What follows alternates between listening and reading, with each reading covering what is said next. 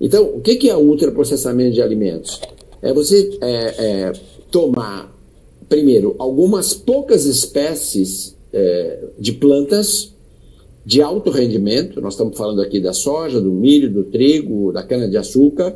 Por isso que o ultraprocessado está ligado à revolução industrial na agricultura também. Então, a gente passou a ter espécies de plantas de extremo baixo custo, de alto rendimento. Não é? Então você conseguia produzir calorias e proteínas a partir de plantas a um custo que nunca foi possível. Não é? Então nós passamos a ter uma revolução no campo, na agricultura, e o Brasil é o maior exportador de soja, por exemplo, do mundo. A soja é quase um ícone do ultraprocessado, porque da soja você tira a proteína, você tira o carboidrato, você tira o óleo e você tira a fibra. Né? E o ultraprocessamento, ele consiste justamente em você aproveitar essa vantagem de que você pode ter proteínas, carboidratos e gorduras a um custo muito baixo.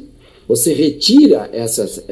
E por que precisou de um avanço na tecnologia? Né? Porque, obviamente, você extrair o óleo do grão de soja não é tão complicado, essa é uma tecnologia muito conhecida. Mas uma coisa é você tirar o óleo, você tirar o carboidrato, tirar a fibra e você recompor isso na forma de novos produtos que são extremamente palatáveis, extremamente agradáveis. E, então, com muita tecnologia, muitos equipamentos, né, pressão, temperatura, máquinas que vão misturar esses ingredientes e com os aditivos cosméticos, né, que esse é outro ponto fundamental, corantes, aromatizantes, espessantes, texturizantes, isso não existia no passado como existe hoje. Então, o ultraprocessamento de alimentos, basicamente, consiste na criação de produtos que vão substituir o alimento, o velho conhecido alimento nosso, né? E as comidas feitas com esses alimentos. E isso foi possível com avanços na tecnologia de alimentos e com a globalização da economia, porque nós já estamos falando do mundo inteiro, não está falando só do Brasil, né?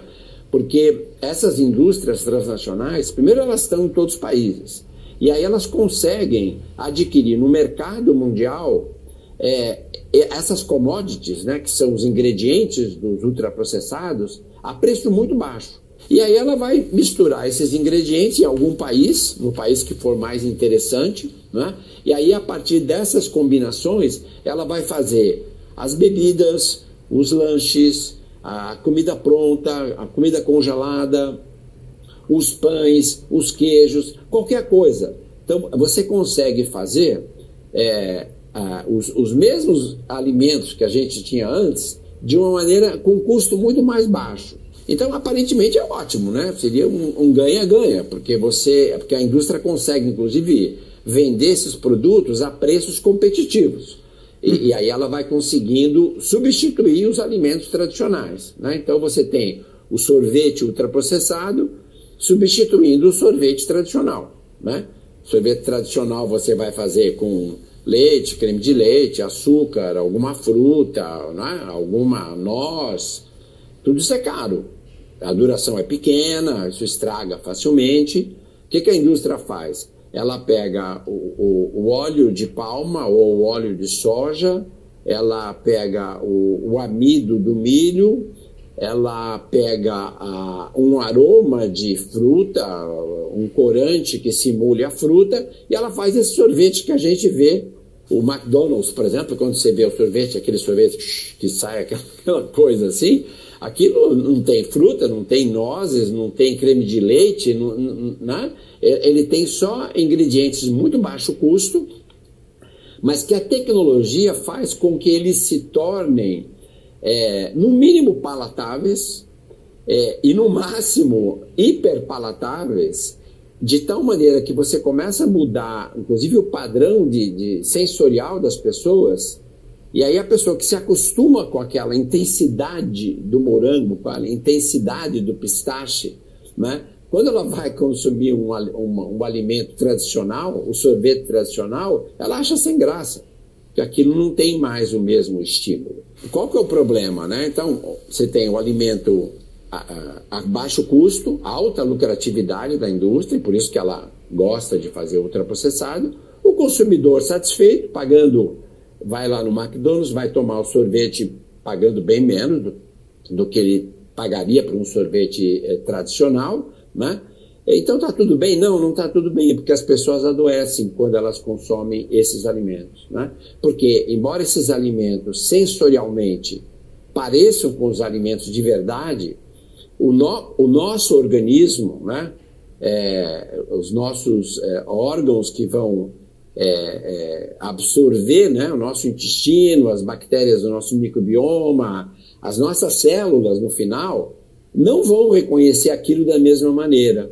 Aqueles nutrientes ali não vão funcionar da mesma maneira, né? E então a pessoa acaba consumindo uma quantidade muito maior de calorias, muito maior de alimentos, que essa é uma outra característica, né? Porque esses alimentos eles já são pré-digeridos. Então a absorção deles é muito rápida, eles não dão saciedade, a pessoa precisa comer mais, daí o lucro da indústria aumenta, porque você consome mais quantidade, a pessoa desenvolve obesidade. E aí hoje as evidências são de que esse tipo de dieta baseada em alimentos ultraprocessados, ela compromete todos os órgãos, inclusive o cérebro, né? Então hoje você tem, eu diria que talvez as evidências mais contundentes que a gente tem hoje é a associação do ultraprocessado com a depressão. Tem inclusive trabalhos no Brasil, um trabalho recente que a gente publicou sobre incidência de sintomas depressivos em pessoas que não tinham depressão, né? Então a gente tem um estudo prospectivo que a gente está acompanhando mais de 100 mil brasileiros e só acompanhando os primeiros 3, 4 anos dessa corte, a gente já identificou que há muito mais casos de novos sintomas depressivos em pessoas que não tinham depressão quando eles têm um consumo de ultraprocessados maior em relação a quem tem um consumo de ultraprocessado menor, né? E qual é o mecanismo que aparece aí, que está se estudando? A gente sabe que há uma associação muito grande. Então, assim, o ultraprocessado leva a doença. O mecanismo, esse é o que está sendo pesquisado muito agora.